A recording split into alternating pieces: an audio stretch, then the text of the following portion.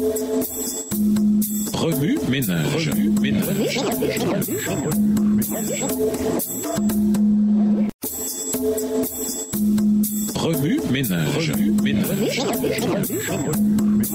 Bienvenue dans votre émission Remue ménage. Nous voilà la leçon de mercredi. Invité, la plus grande puissance. Bien que les chefs religieux de son époque aient été déterminés à le réfuter, Jésus est venu par sa puissance et son influence en toute honnêteté parce qu'elles étaient fondées dans son identité intrinsèque. Il était Dieu et continue de l'être. Au lieu de brandir son identité comme une arme, il a de lui-même renoncé à tout ce qu'il avait et il a pris la condition de serviteur. Il est devenu homme parmi les hommes. Il a été reconnu comme homme. Il a choisi de vivre dans l'humilité et s'est montré obéissant jusqu'à la mort sur une croix. Philippiens 2, les versets 7 et 8. Il n'a pas transformé les pierres en pain, même après avoir jeûné pendant 40 jours. Matthieu 4, les versets 3 et 4. Il ne s'est pas libéré du supplice de la croix, même quand ses détracteurs se moquaient de lui en voyant qu'il ne se sauvait pas lui-même. Marc 15, verset 31. En tant que Dieu, les milliers de bêtes des montagnes étaient à lui, et cependant, il a vécu grâce à la générosité des autres, n'ayant pas un endroit où il puisse se coucher et se reposer. Somme 50, verset 10, version parole de vie, et Matthieu 8, verset 20. Jésus est un merveilleux exemple de la toute-puissance phénoménale contrôlée dans le but de bénir et d'aimer les autres. Au lieu d'utiliser sa puissance pour forcer ses créatures à faire sa volonté, Jésus s'en est servi pour servir et aimer les parias de la société, prostituées, collecteurs d'impôts, lépreux,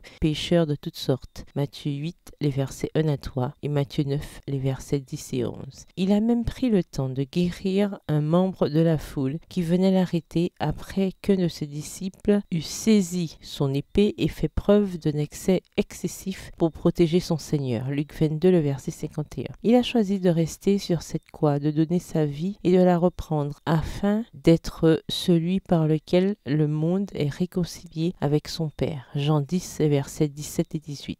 Ainsi, Jésus a utilisé sa puissance, une puissance bien au-dessus de toute compréhension humaine, uniquement pour nous combler de son amour. Plus on a de bien, plus il peut être difficile de garder la tête froide. C'est pourquoi Jésus a enduré des épreuves d'une ampleur qu'aucun autre être humain ne sera jamais appelé à endurer. Même si les enfants de Dieu ne sont pas aussi puissants que Jésus et sans doute pas aussi riches que certains individus que l'on voit souvent sur les médias sociaux, ils sont tous appelés à utiliser ce qu'ils ont pour faire du bien à leurs semblables. Cela ne se fait pas en serrant les dents et en se faisant des promesses. On y parvient par la puissance que Jésus a assurée à tous ceux qui croient, qui s'abandonnent au Saint-Esprit, de sorte qu'il peut alors opérer dans le cœur une transformation à la fois mystérieuse et complète. Remue ménage. Méditez de nouveau Jacques 5, les versets 1 à 6. Où voyez-vous Jésus dans ce passage? Quel autre exemple de Jésus utilisant sa puissance en faveur des autres plutôt que pour lui-même pouvez-vous donner? Que vous dit Jésus par ce texte? En quoi voyez-vous Jésus différemment ou le voyez-vous de nouveau? Comment réagissez-vous en voyant Jésus de cette manière? Au revoir. Et à demain si Dieu veut.